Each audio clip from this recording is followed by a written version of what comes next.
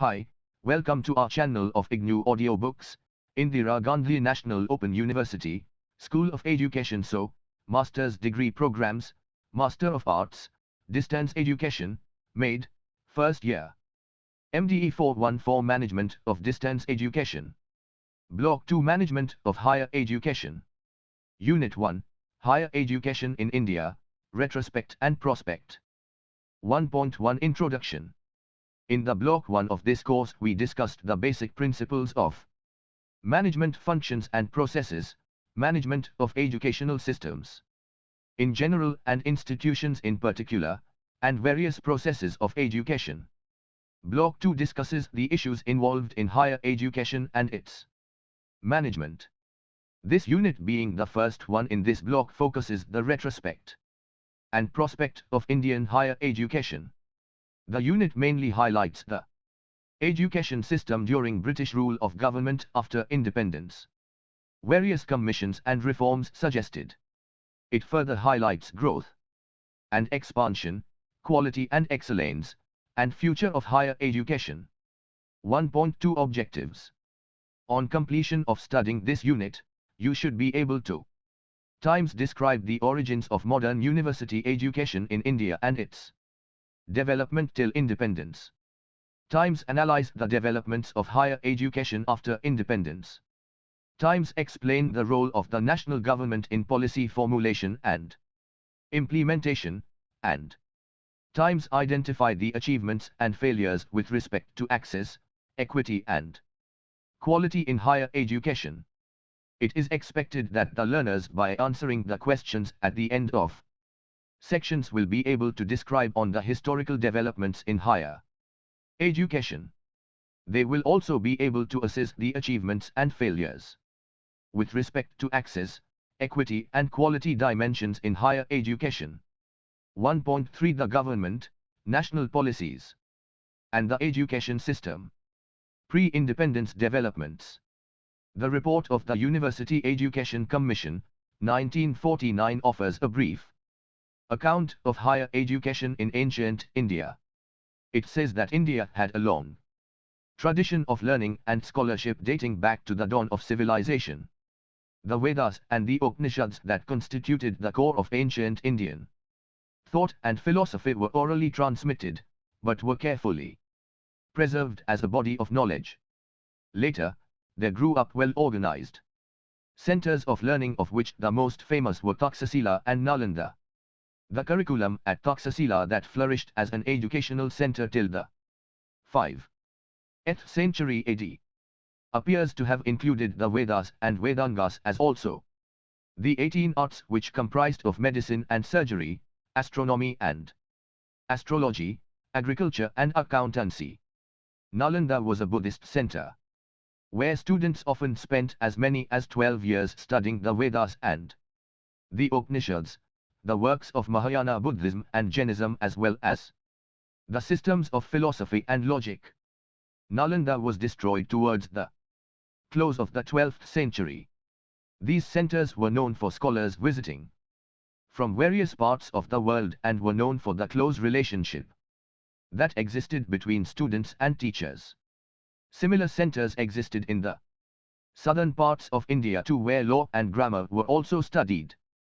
The report goes on to say that during the medieval period, while some of the Hindu centers of learning in the east and the south continued their work, the Muslim rulers who occupied large parts of northern India encouraged the establishment of colleges, madrasas, across northern India, from Lahore to Allahabad and in parts of Rajasthan.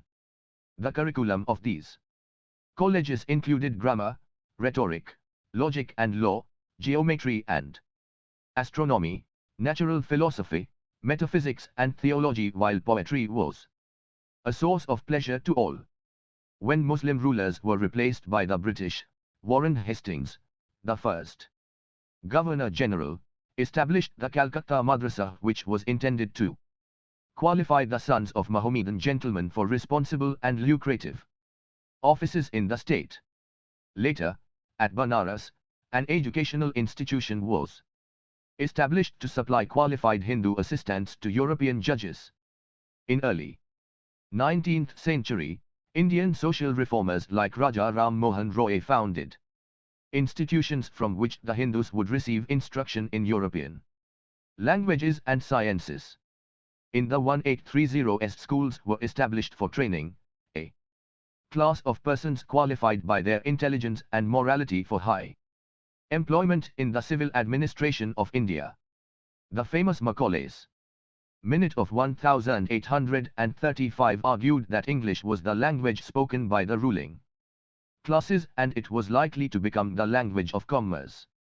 Macaulay's Minute was approved that year by the Governor-General Lord William Bentinck and his council, and the seeds of modern European education were firmly sown on Indian soil. The British government favoured the promotion of European literature and sciences amongst the natives of India. The practice of supporting students of the colleges of Oriental learning was discontinued. In the meanwhile, Christian missions had been setting up institutions of higher education since 1706.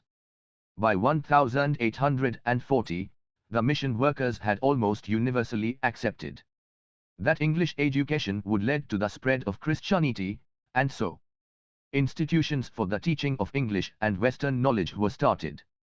In all parts of the country, English was promoted as medium of instruction, as it received preference in public employment.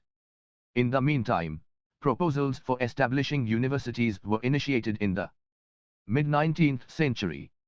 Wood's dispatch of 1854 felt the need for establishment of universities to encourage a regular and liberal course in education by conferring academic degrees as evidence of attainment in different branches of arts and sciences. In 1857, the universities at Calcutta, Bombay and Madras were established. These universities were primarily examining bodies for the colleges that were already offering courses in different subjects: arts, law, medicine, engineering and the sciences. The three universities were empowered to regulate admission to the colleges within their jurisdiction.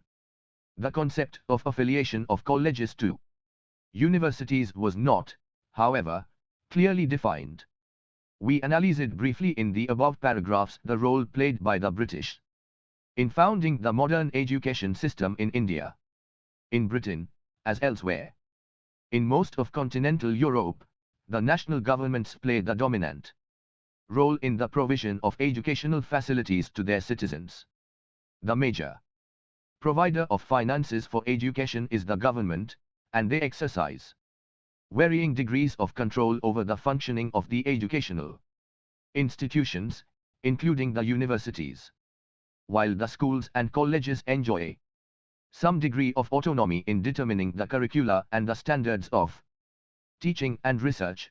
The governments that provide the finances insist that the universities and other institutions must remain accountable for the use of public funds and the support that they receive from different stakeholders.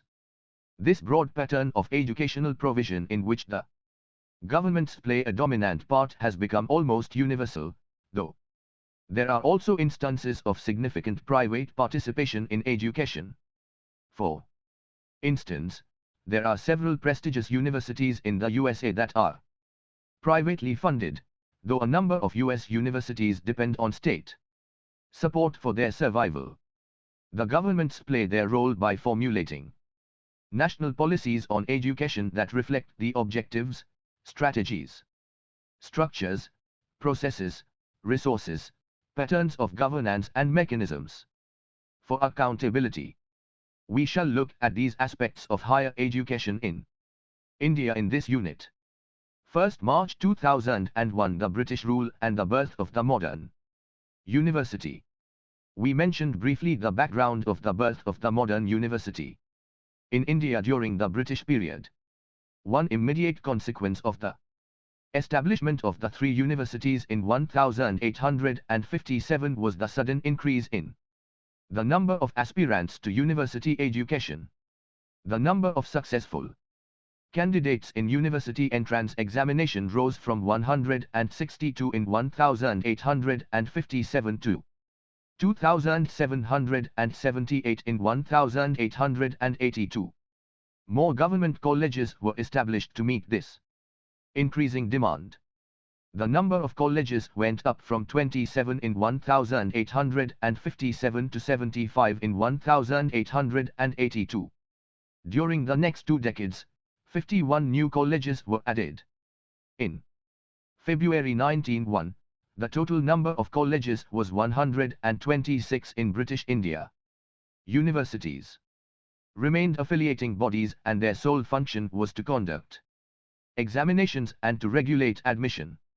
Elaborate regulations were framed, and the freedom of the teacher curtailed. The affiliating rules were stringent, and required the disclosure of the fullest information about the colleges. Besides, the standards of efficiency required for affiliation were kept high. University governance was an important focus too, covering the size of Senate, powers of syndicate, appointment of university professors and activities relating to the promotion of study and research. Expansion continued and the number of students rose to 50,000 in 1922, though there was no substantial increase in the number of colleges between 1902 and 1922. Modern university education brought with it a new political and economic consciousness. The Indian National Congress was founded in 1885, which marked the beginning of a new political consciousness. The desire to advance the economic prosperity of the nation led to greater emphasis on scientific and technical education. Private philanthropy so far was not very successful. The education policy of 1913 encouraged the creation of new teaching and residential universities within each of the new provinces. 2. Universities at Banaras and Patna were founded in 1916 and 1917, respectively. In 1916, a significant development took place in terms of introducing postgraduate departments in Calcutta University. The recommendations of a commission that examined the problems of Calcutta University in 1919 were of considerable interest for the long-term reorganization of higher education in India.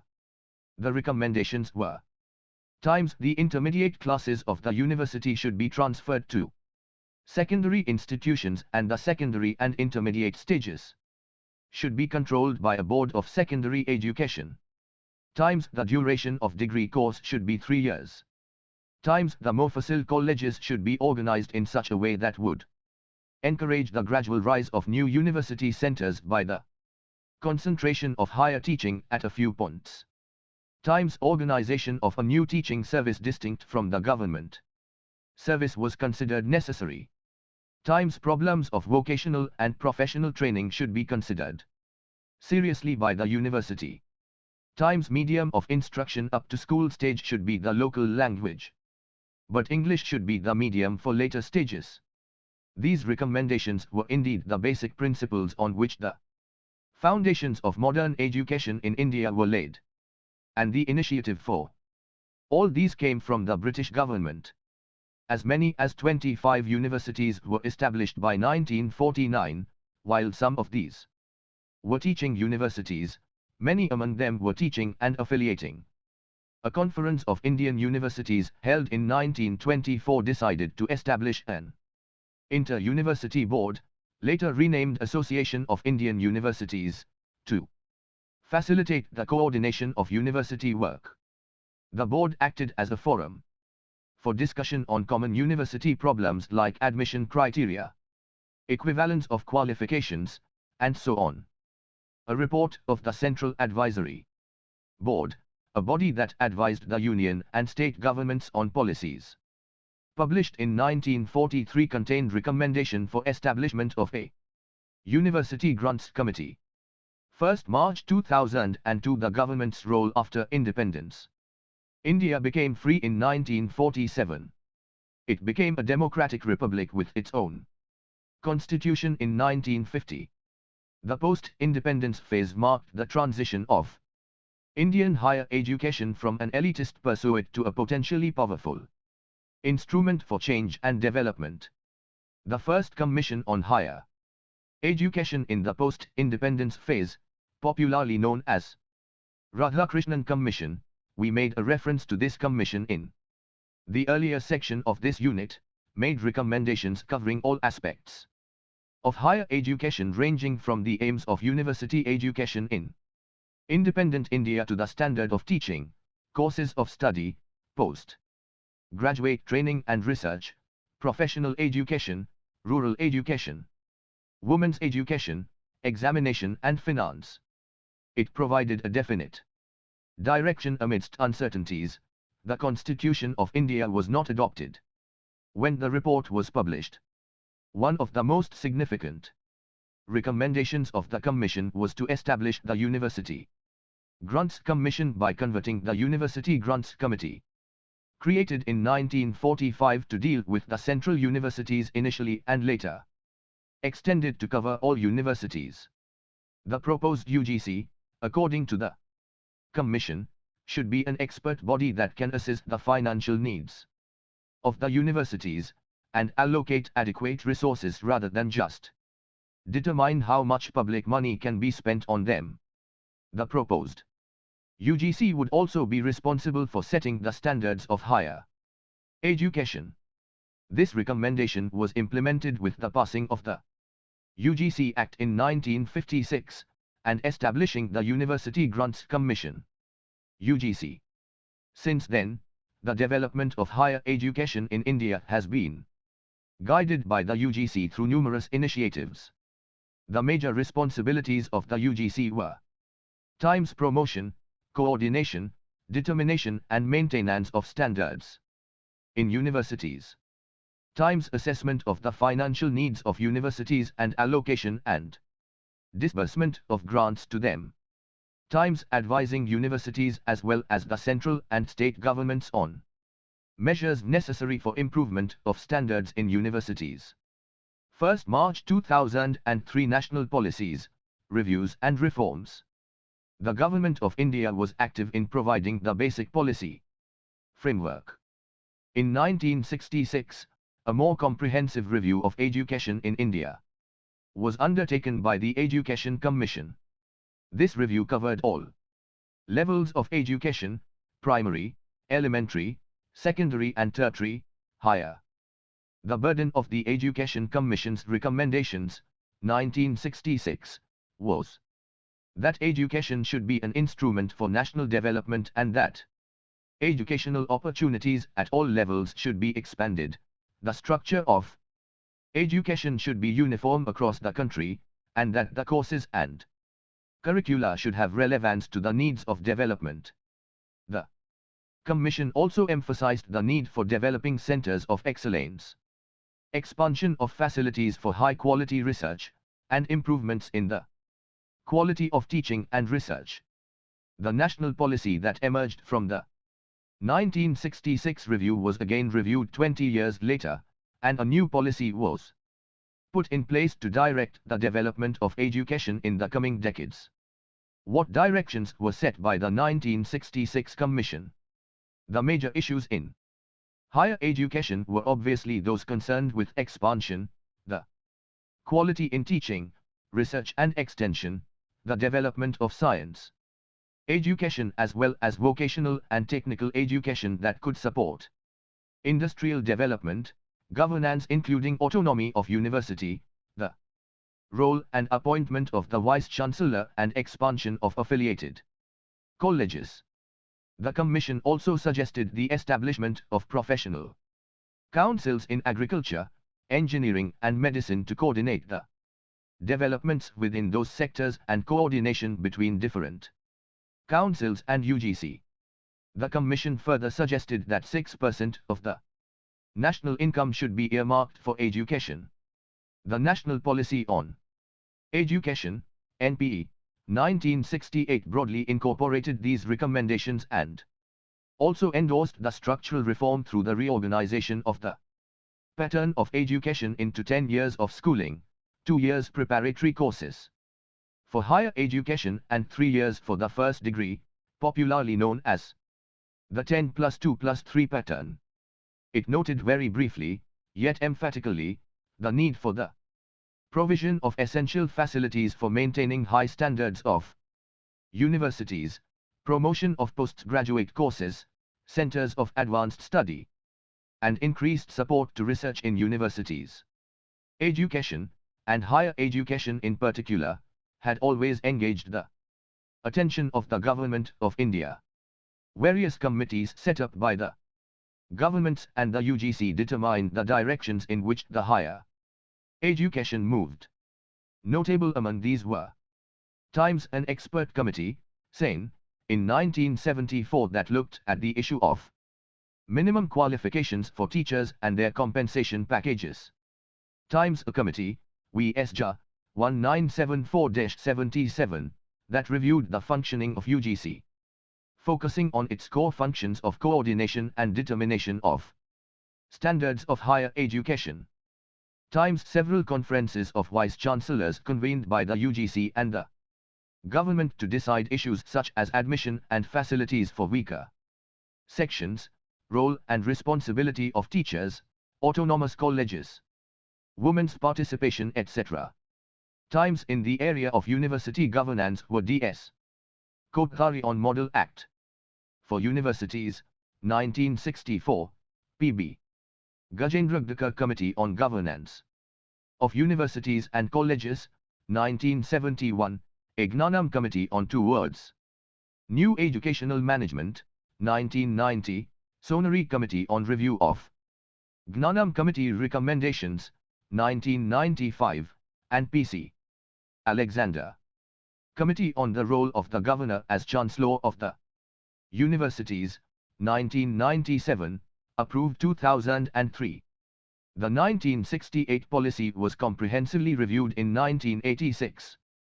The major thrusts of the 1986 policy were Times consolidation of and expansion of the facilities in the existing universities, Times conferring autonomous status on selected colleges, Times redesigning of courses and programs to respond to the needs of specialization, Times state-level planning and coordination through state councils for higher education, Times transformation of the teaching and learning processes through technology intervention, development of curricula and materials, continuing professional development of teachers, and so on.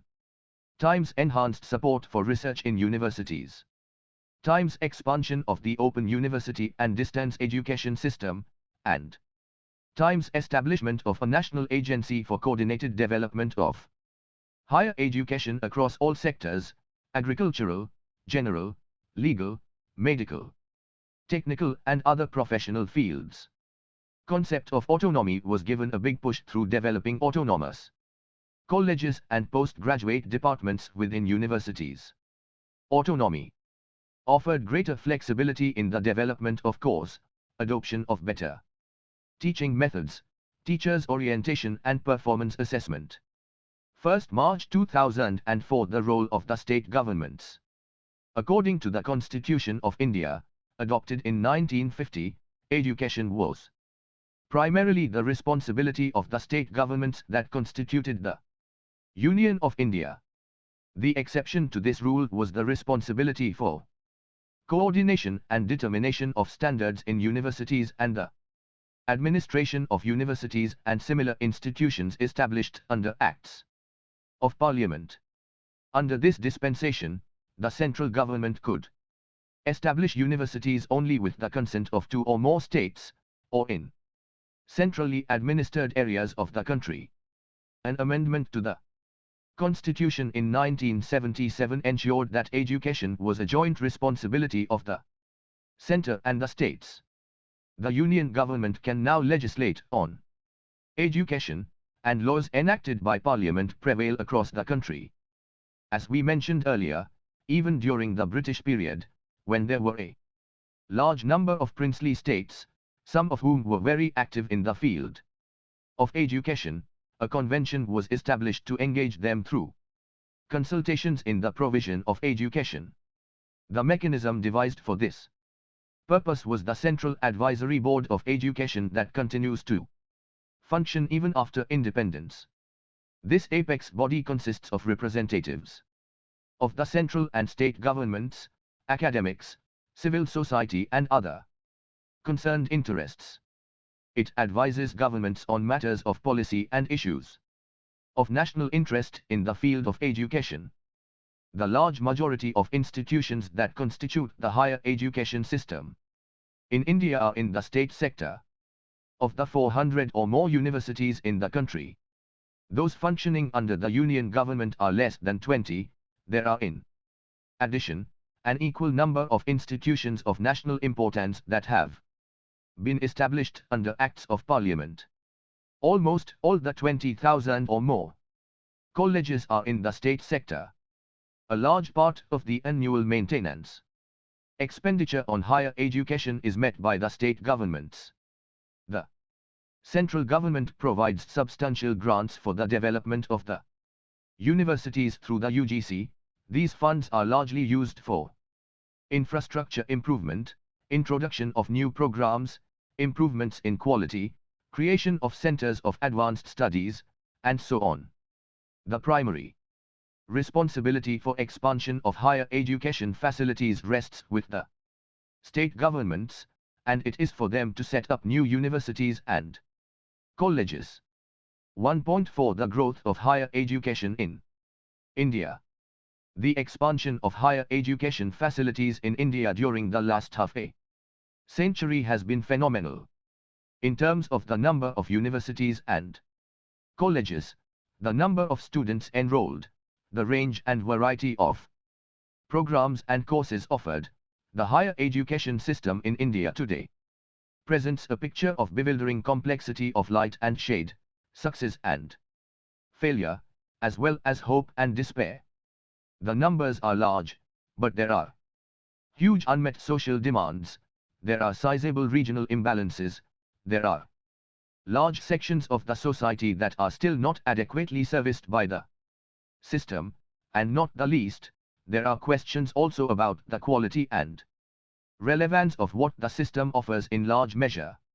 We shall now look at some of these issues in the following paragraphs. First, April 2001 institutions and enrollment. We just mentioned the quantitative expansion of the system. We shall look at some of the figures.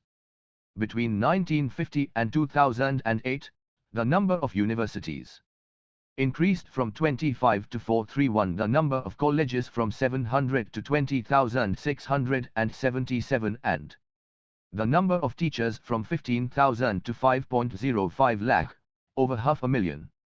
The number of students in higher education institutions increased from mere 1.00 lakh in 1950 to over 116.12 lakhs, 11.6 million.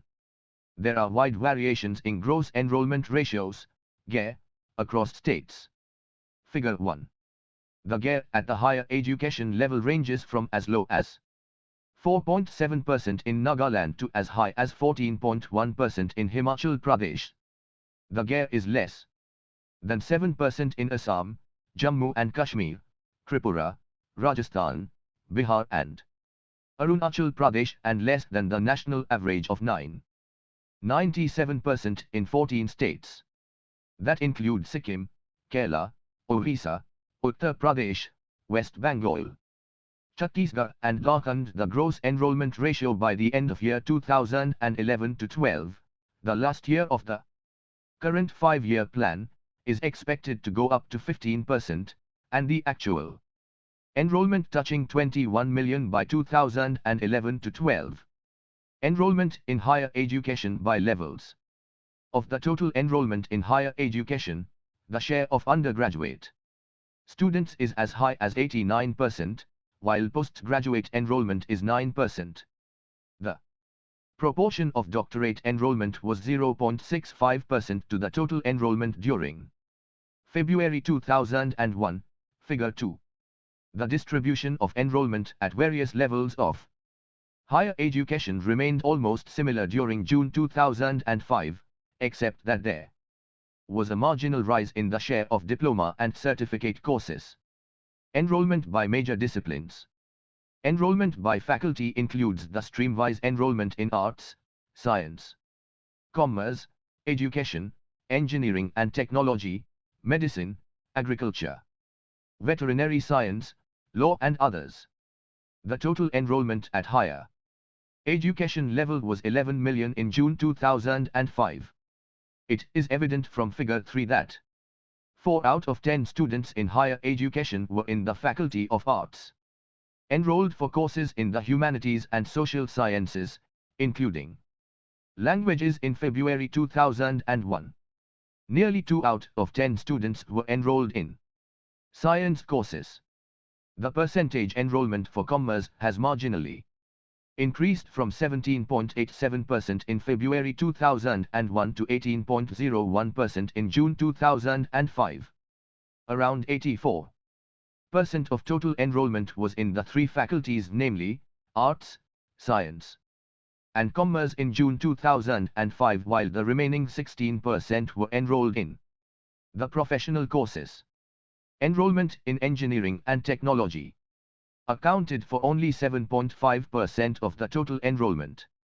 On the other hand, enrollment in agriculture was 0.6% and in veterinary science, it was a minuscule 0.16%, figure 3. It can also be seen from figure 3 that as against February 2001, the distribution of enrollment across the faculty in June 2005 has remained more or less the same. 1st April 2002 regional and social imbalances.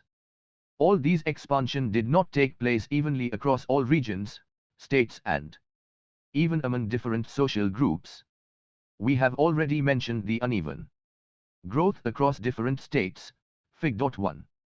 You will notice that the gap in half the number of states, many among them are also the bigger states in terms of population, is less than 10%, with a quarter of the number of states struggling to reach 7% or more. The major reasons for these regional imbalances are low levels of literacy, poor economic conditions of the people, uneven economic growth, and a host of social conditions that inhibit growth. We shall now take a look at some of these factors. Enrollment of girls. The participation of girls in higher education has been increasing steadily since 1950 to 51. The share of girls' enrollment in the total rose from 10% in 1950 to 51 to 32.3% in 1990 to 91. It further increased to 40.1% in May 2004, figure 4. The enrollment of women at the beginning of the academic year July 2006 was 4.47 million, constituting 40.40% of the total enrollment. The participation of girls in engineering courses has gone up remarkably. Of the total enrollment of women, 12.35% were enrolled in the professional courses. Inequitable access to higher education among social groups. An important aspect of widening access is the equal participation in higher education by diverse social and economic groups. Table 2 gives the net enrollment ratio of different social groups in 1999 to 2000. You will notice that at the primary level, there was a wide gap in achieving universal education. The NER goes on declining at middle, secondary and higher levels of education. The important point to note is the wide disparity that exists between different social groups at all levels of education. At the higher education level, the NER of the scheduled castes, SC, and the scheduled tribes, CENT, the most deprived social groups in India, is 4.8% and 5.2% respectively. The NER of other backward classes, OBC, among the population at 6.3% is closer to those of SC and CENTs. The NER of the general category of population is 14.6%. The extent of disparity in the participation in higher education among social groups turns out to be quite large. There are other factors that contribute to these imbalances. The rural-urban divide, the rich-poor considerations and, not the least, religious dispositions also play a great part in the pronounced imbalances that prevail across the country. A recent study finds that the proportion of graduates among SC Cent and the Muslims in rural India is just about 1% as against 5% or more among the upper caste Hindus. In urban India, the Cent, SC, OBC and Muslims, with a proportion of 5% among them being graduates, are way behind the forward communities that have 25% or more of them as graduates. Wide disparities also exist among different categories of households, for example, as between unorganized sector, casual labor, farm labor, and regular wage salary earners. 1st April 2003 Resources for Education. Financing education in India is primarily a state responsibility. The central and state governments together meet almost the entire expenditure on education from public funds. In recent years, with the huge expansion of educational provision, on the one hand, and the continuously increasing cost of education, on the other, questions have been raised about the ability of the governments to raise adequate resources for education. The generally poor economic conditions of the people do not permit the method of recovery of costs. Income from tuition fees is a small fraction of the revenue expenditure, often less than 10%. Government policies propose the earmarking of at least 6% of the GDP for education, but in reality, it has stayed around 3.8% or so only. Recently, the central government has introduced a levy on tax as an educational cess, but it will largely go to finance the cost of universalization of elementary education. A Right to Education Act has recently become law, ensuring education as a fundamental right of every child under the Constitution. There have been attempts in the recent past to explore ways for mobilization of resources for both higher education and technical education. Expert committees that have examined these issues, while stressing the importance of state financing, suggested ways of looking for non-governmental sources of finance. These recommendations did not go beyond the conventional means of raising the levels of fees, revenue generation through institutional consultancy, introduction of self-financing courses, and institution of student loans. 1st April 2004 The private sector in Indian higher education. We have mentioned at several places in our discussions that private sector plays a limited role in Indian education. The traditional approach to education in India has been one of social responsibility. The governments were the best instruments to discharge this responsibility. Religious and charitable institutions could play a part, but there was no scope for any commercial interest. As we noted earlier, during the British period, Christian missionaries established a number of schools and colleges. Their objective was to popularize the religion. Other religious groups also did establish their own schools and colleges, but the advent of modern education brought about significant changes. As Western education caught up, major industrial houses entered the field of education mainly through their own philanthropic initiatives. New institutions focusing on science and technology education were set up. Religious charities also did set up more institutions. As we mentioned earlier, with the enactment of the UGC Act in 1956, a university with the power to award degrees could be established only through legislation.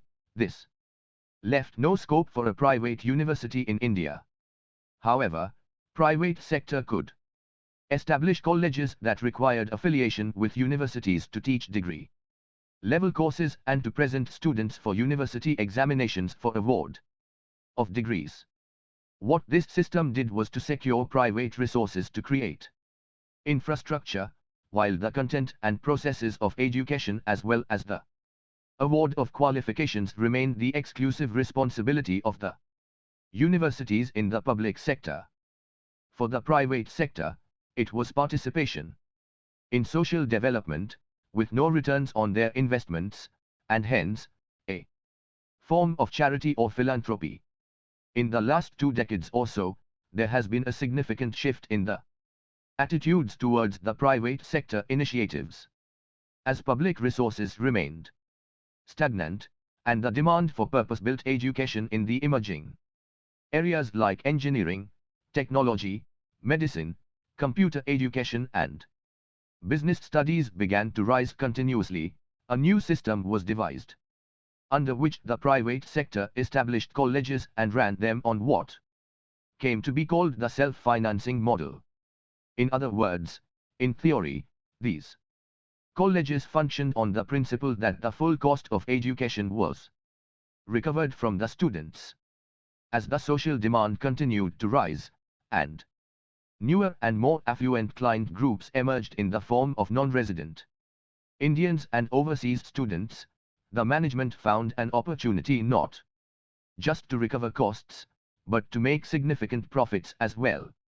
As the number of private technical and professional colleges increased, there were no such institutions in general subjects like arts, science or commerce, and as the method of recovery went beyond tuition fees to include donations and capitation fees, government intervention became inevitable and new regulations were framed to deal with the erring managements. Under these regulations, every private college was required to limit its fee levels to the actual cost, stop the collection of all donations and capitation fees, and fill half the number of seats with students qualifying in the admission tests held at the national or state levels.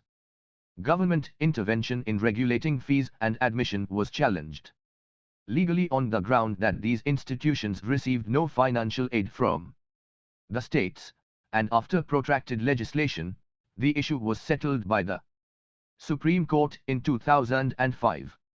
The court's verdict was that times there can be no commercialization of education and the private management cannot make any profit from education.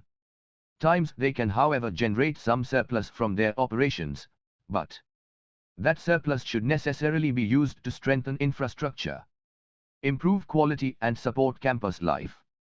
Times the levels of fees must remain within the limits prescribed by state level committees that analyze the costs and sets the ceilings. Times the state policies regarding admission, reservations, etc. will have to be followed in respect of half the number of seats in all private institutions. This for the time being remains the law in India.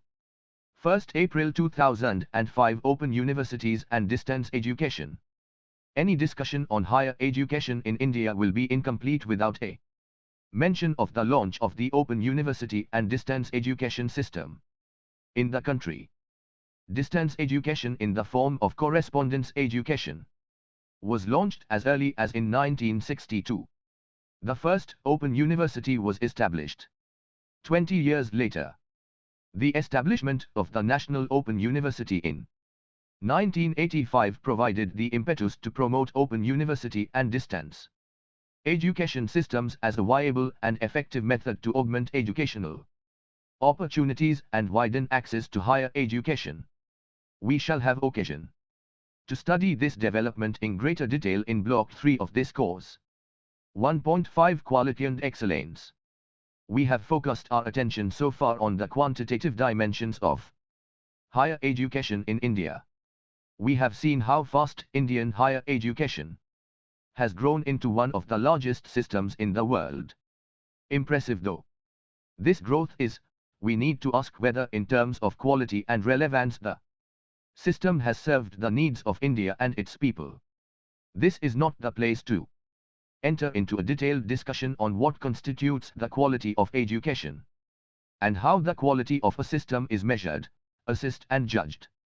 Nevertheless, some fundamental concerns about the manner in which the system serves its purpose and the benefits it offers to its students, and the society at large, need to be addressed.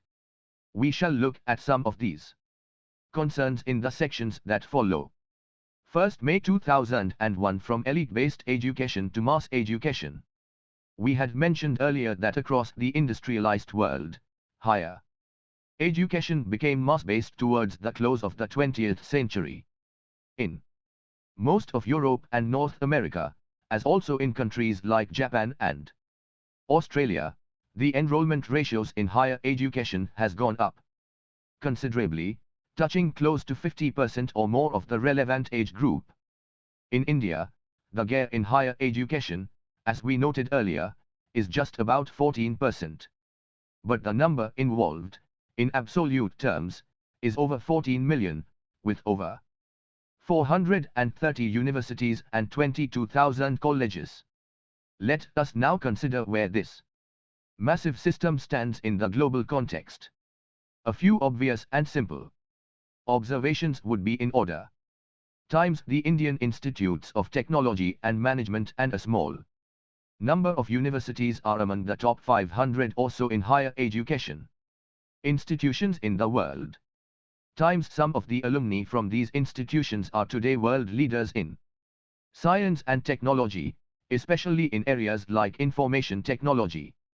Times Indian professionals, in engineering and medicine, have a huge global market and are recruited in large numbers across the world. Times institutions of higher education in India attract a large number of students from the developing world. No one can claim that this is a rosy picture assuring everyone that all is well with the higher education system in India. We have already mentioned some of the deficiencies that is manifest in the system. We shall now look closely at some of the more pronounced dimensions of quality in Indian higher education. First, May 2002, structures and processes. The first wave of institution building in the post-independent phase, 1950 to 1970, led to creation of higher education institutions on a large scale to support mass higher education in the country. On the issue of quality in the first wave, varying views have been expressed. For instance, Professor V.R. Mehta, 2003, observes that we have failed to sustain a sound teaching learning process, or to provide the right kind of fodder to the job market. We have failed to provide an authentic process of certification. People are so much uncertain about the qualities of our products that they no longer take university certification seriously. According to another observer, Jayaram N. 2004, the undue emphasis on certification rather than on the teaching learning process has distorted the orientation of university education. In simple terms, what these observations imply is that the purpose of university education for many people was to obtain a degree, and to the extent universities served that purpose, what they taught and how, did not really become a matter of special concern. The ill effects of this trend were: times universities generally remained examining bodies. Times colleges affiliated to them were the teaching institutions. Times the traditional knowledge paradigm that promoted the quest for knowledge through lectures and discussions that involved critical examination of a body of knowledge yielded place to gathering and/or memorizing information and reproducing it when necessary. Times knowledge was not standardized. Curriculum did not exist in modular form. Times teaching learning process was reduced to the delivery of a few lectures. Times passing the examinations remained the focus of education. First, May 2003, curricula, autonomy and governance. The conceptualization of higher education as public good prompted the state to invest in higher education and provided access to all in a liberal, democratic set-up. In other words, university emerged as a public service agency provided by government with students as trainees for a range of more or less useful occupations. This was the dominant mode in France, US, and most of continental Europe, as well as in many developing countries. It led to the diversification of disciplines along general, technical and professional lines. The boundaries of disciplines were rigid. Teachers were experts in particular subjects. Curriculum was subject-specific, in which the teacher-centric knowledge system developed. Teachers were responsible to add knowledge to their subjects through research as well as to teach larger and larger numbers of students to serve the needs of the economy. Autonomy was relative and subject to the state-established universities. Bureaucratic procedures. The knowledge paradigm consisted of institutionalized subject-specific teaching and research. Research was supposed to add newer dimensions to the existing body of knowledge, which teachers were supposed to explain them to the students. Students were the prototypes of their teachers. Good teachers, rich in subject knowledge and communication skills, were supposed to produce good students. Low-quality teachers produce only low-quality students. So dominant was the role of the teacher that academic standards were almost equivalent to the standards of teachers. Good departments or institutions were those that had quality teachers, and everything else, including the methods of teaching and learning, was what the teachers decided. Even the reference books were prescribed by the teachers. Naturally, there was no perceptible uniformity in quality. If anything, it was heterogeneous, as teachers were different in their approach, and students were different in terms of aptitude, intelligence, etc. The transformation from elite to mass-based education could not ensure quality as an all-pervasive phenomenon. However, it needs to be understood that quality cannot be viewed in technical terms alone. Mass higher education provides a context of diversity, and managing that diversity becomes the important issue. Engagement of students in all types of discourses is the real challenge of quality emerging from mass higher education system. Having said that, we shall now take a look at some measures that the Indian higher education system had taken to ensure the quality of its institutions, programs and processes. Times we just mentioned the standardization of knowledge and the curricula. In pursuance of the National Policy on Education, 1986, the UGC took the initiative in preparing the model curricula for most disciplines that could form the basis for structuring programs and courses by the universities. This initiative meant that most programs offered by universities across the country had a certain uniformity that could become the reference point for comparability.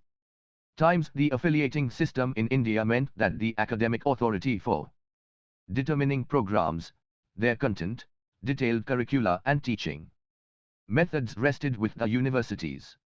The role of the colleges was confined to engaging the students in transacting the curricula. The college teachers had no role to play except to engage the students in the manner prescribed by the concerned university.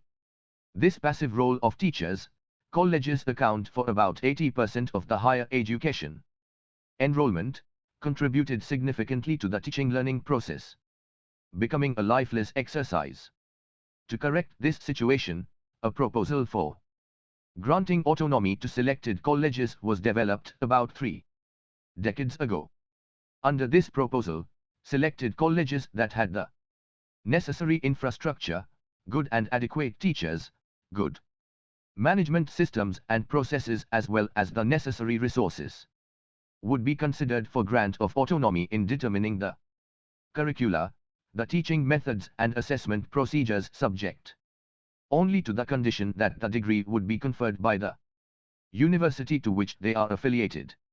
The fact that in the 3 decades of operation of this scheme, not even 1% of the colleges in the country were conferred this status tells its own story. Perhaps, the state governments and the universities were not too keen, or perhaps, the colleges were not too anxious, or perhaps, the reform itself did not go far enough to satisfy the college academic community or their managements. times the Indian higher education system is famously status quo-ish. It is not known to be too anxious about change. The universities are known to take very long to review and revise their curricula. They are not too enthusiastic about such reforms as introduction of the semester system. They prefer the course and single examination to continuous student evaluation, and not the least, there is resistance to productive interaction with the environment that could influence the curricular structure, content and the processes of education. It is no surprise, therefore, that the industry and other employing sectors often complain that the ordinary graduates are not equipped with the skills and competence that the employers look for, and that most of them fail the test of fitness for purpose in the job market. 1st May 2004 Accreditation of universities and colleges. As the quality of higher education remained a continuing concern for the government, the UGC and indeed all the stakeholders of the system, it became a focus of debate especially during the review of the national policy. In 1986, the policy called for serious efforts to make the system work. The strategy for this purpose, among others, was creation of a system of performance appraisals of institutions according to standards and norms set at the national or state levels. This declaration in the policy was followed up at two levels. First, when the All India Council for Technical Education 8 was set up as a statutory mechanism through an Act of Parliament. In 1988, a provision was made in the Act that 8 will have the powers to establish a mechanism for accreditation of technical institutions, those offering programs in engineering, technology and allied fields including business and management studies. In pursuance of this provision, the 8 set up a National Board of Accreditation, NBA. In 1992, the UGC decided to set up a National Assessment and Accreditation Council, NAC, as an autonomous body with the responsibility to carry out an assessment of universities and colleges and accredit them according to the grades awarded through a detailed process of assessment. While the NBA proceeded on the basis of benchmarking the performance of the Indian Institutes of Technology as the models of standards, the NAC began its work with the accreditation of institutions on a 9-point scale on 7 criteria, namely, curricula, teaching, learning and evaluation, research, consultancy and extension, infrastructure and learning, resources, student support and progression, organization and management, and healthy practices. As accreditation of higher education institutions was a completely new initiative in India, and predictably, not all stakeholders were too enthusiastic about possible adverse effects of negative or inadequate rating of institutions they were associated with. The beginning was cautious. It began with accreditation as a voluntary initiative. Only those who were interested in getting the institutions assessed and accredited needed to volunteer. The objective was to launch the system, enable institutions to come forward and establish their credentials, and to establish the process of accreditation as a means of quality assurance in the long run. This approach did pay rich dividends. By 2010, about 1/3 of all universities and about 1/5 of all colleges got themselves accredited. Old and well-established institutions with great reputation behind them called external assessment and accreditation as an infringement of their autonomy, and resisted the initiative. The relatively newer and those keen to find their place in the sun came forward and got their performance assessed and made their grades known to attract more and better students. At any rate, the process got a strong foothold in India.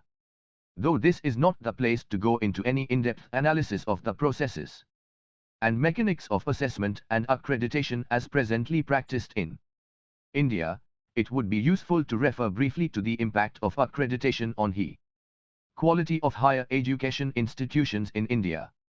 During the first 10 years of its active operation, the NAC has assessed and accredited 81 universities and 2,727 colleges.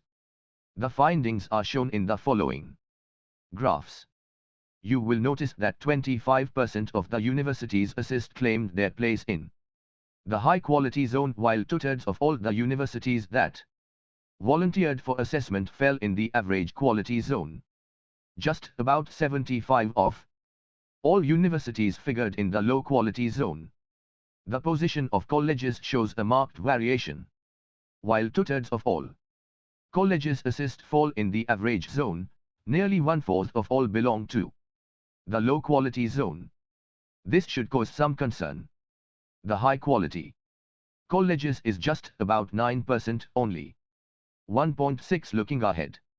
The preceding discussion will have provided you with a synoptic view of a large and complex system of higher education in the world. It has its peaks of excellence. It has also a very large part of average quality performers. Where do we go from here? What lies ahead? What are the major challenges? We shall try to focus attention on some of these concerns. 1st June 2001 The challenges of globalization. The close of the 20th century witnessed a major development in the field of education. The first was, of course, the blurring of national borders in educational provision. Aided by the developments in information and communication technologies, ICT, and the increasing popularity of distance education methods and practices, a large number of well-known institutions in the developed world started enrolling students from different countries and continents. Initially, they were guided by the urge to retain their overseas student enrollments that were dwindling in the context of rising costs of education, but soon enough many institutions found cross-border education lucrative. Many providers jumped in the fray. Education emerged as a service industry. The World Trade Conference initiated discussions on classifying education as a service industry on the plea that there are movements of capital and personnel across countries in the provision of educational services. While the issue still remains on the table of WTO, there is a continuing concern among countries about the credentials of some of the new providers involved in commercializing education at the international level. One of the major consequences of the ICT revolution was the globalization of knowledge and its accessibility. As they say, the world became a global village. Anybody could talk to anybody anywhere. People had easier access to goods, services and products of different kinds from across the world. Knowledge was easier to access, store, retrieve and process. The consequences of all these came to be known as globalization of the economy, of culture and of the ways people lived and worked. Education was no exception. The impact of this development on education was immediately noticeable. On the positive side, the quality of education assumed significance. The ease with which the graduates of a system got accepted by the global economy measured the quality of that system. This benchmarking helped many systems of education to look at their global standing and take steps to measure up to the global standards. In other words, a healthy competition among education providers across the globe provided a positive impetus to quality improvement. There are other beneficial consequences too. Cooperation and collaboration among institutions have become common. And the sharing of intellectual property in the form of course materials is now a reality. The MIC, USA has placed all its course materials on its website for use by anyone who wants to use them. In fact, this initiative led to what came to be known as the Open Education Resources movement, in which many more institutions joined, notable among them being the IGNOU and IGNOU. The negative impact was no less important. The entry of operators of all kinds driven only by the profit motive played havoc with vulnerable sections of people across many countries. Promise of foreign degrees and higher qualifications lured people to part with large sums of money only to find later that they were either cheated of their money or the degrees promised turned out to be of dubious value. This led to a situation in which governments of many countries had to consider measures to protect the interests of their students through stringent regulatory regimes under which foreign players operate in the field of education in their countries. India is considering a legislation that will regulate the entry and operations of foreign educational providers in the country. The legislative proposals envisage that all foreign providers should seek registration with a designated Indian authority, should have had a track record of at least 20 years, should have been established under the law of the country where it has been set up, should have the accreditation from the concerned authorities of the country concerned, should apply for registration through the country's official representation in India, and provide a corpus fund that could be used to protect the interests of the students in the event of premature winding up of its operations in India, and so on. However, renowned institutions like Oxford, Cambridge, Harvard, MIC, etc. will be exempted from these requirements. 1st June 2002 Technologies and their impact on education. India is a complex mixture of light and shade. It is one of the fastest growing economies in the world. It is also home to the largest number of the poor in the world. People living below the poverty line are estimated to be about 38% of the population, in absolute terms, about 380 million. About a third of India's population, 300 million, is illiterate. And yet, modern technologies have penetrated deep into India. Apart from its role as an information technology superpower, Indian IT products worth billions of dollars are exported to the developed world every year. It has also one of the fastest growing domestic information and communications technology networks. Cellular phone connections are said to have crossed 600 million, over 80% of the population have access to satellite cable TV. India has its own communication satellites including a dedicated education satellite that beams educational broadcasts over different channels, and not the least, a growing internet-based education delivery system. Internet access and broadband connectivity are still in their early days, but most higher education institutions have wired campuses that promise connectivity and easy access to internet and library networks. As you learn more about India's fast-growing open university and distance learning system, you will get a more complete picture about the ways in which ICTs have impacted education in India.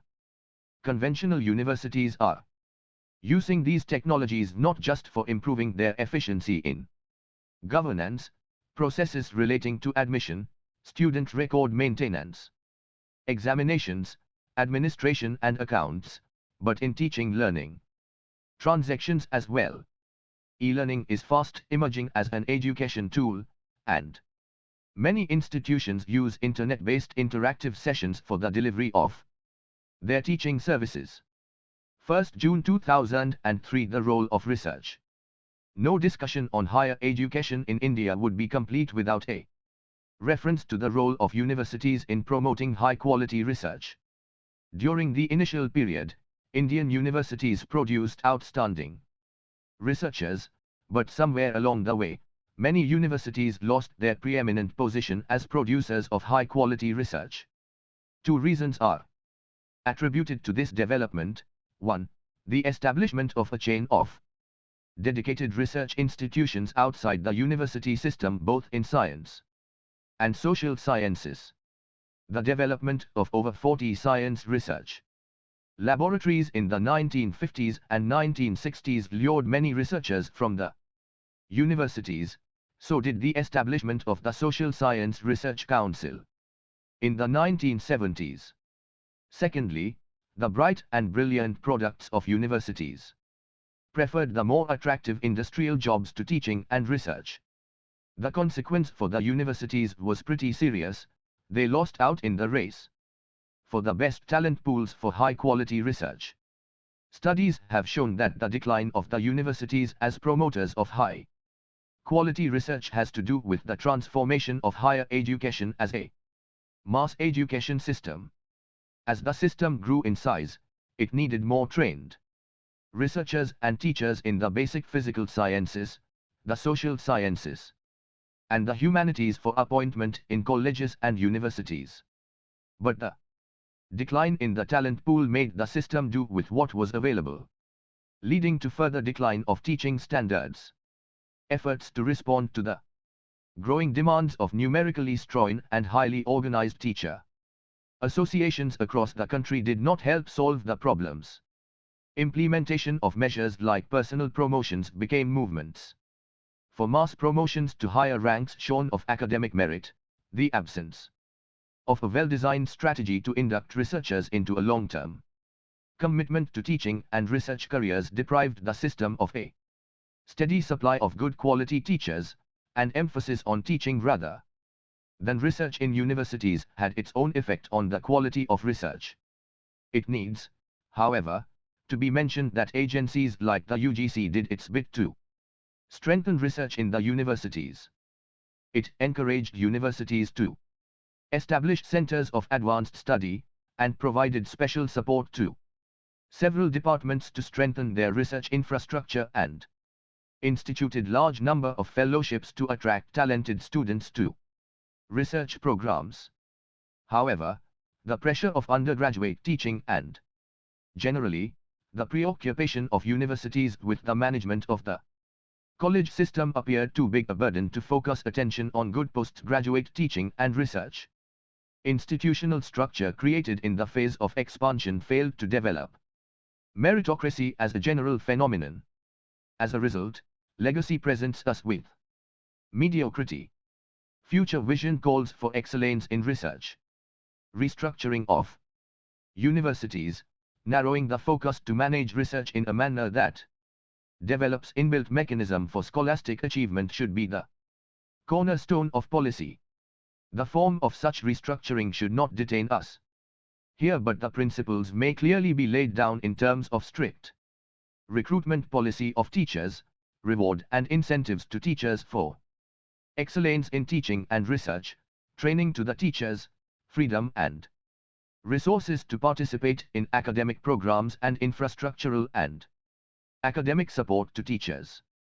1st June 2004 The Reform Agenda.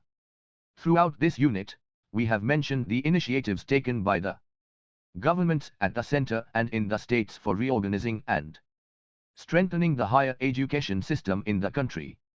We have drawn attention to the National Policy on Education in 1986 that resolved to transform education as a powerful instrument for change and development. Several steps have already been taken towards the realization of these objectives, and several more are on the anvil.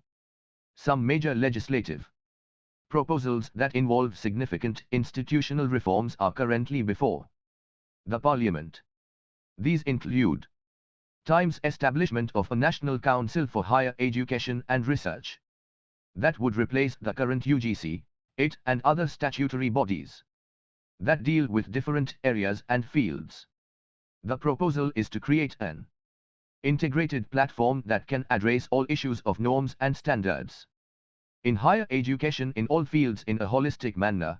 Currently, a single university that offers programs in general education, technical education, medicine, nursing, law, teacher education and architecture has to adhere to the regulatory regimes of all statutory agencies in each of these fields.